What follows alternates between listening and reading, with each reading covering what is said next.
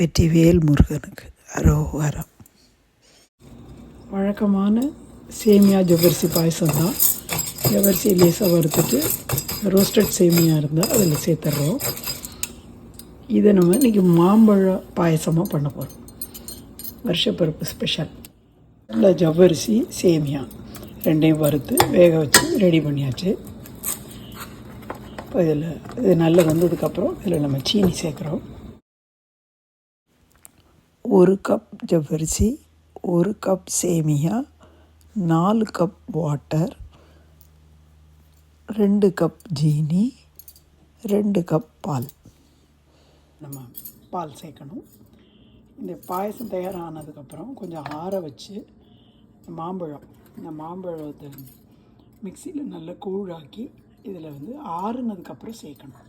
இப்போ நம்ம முதல்ல பாயசம் தயாராகட்டும். பால் சேர்க்குறோம். கொஞ்சம் ஆறுனப்புறம் தான் இதில் பாலே சேர்க்குறோம். நம்ம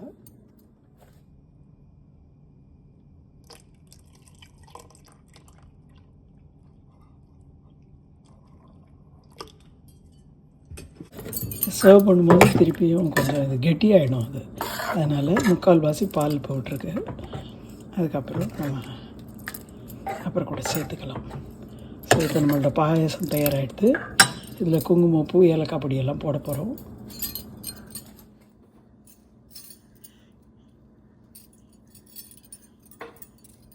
குங்குமப்பூ சேர்த்தாச்சு.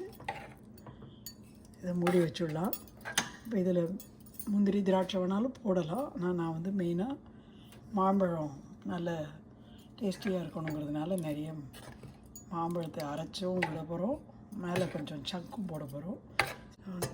மாம்பழம் அரைச்சதை இப்போ இதில் சேர்க்குறோம்.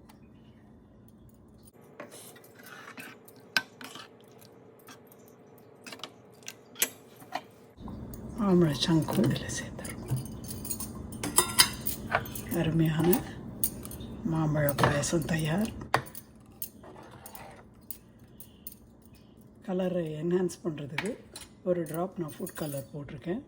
ஸோ இது ரொம்பவே டேஸ்டியாகவும் இந்த கேசரி கலரில் ரொம்ப நல்லாயிருக்கும். அது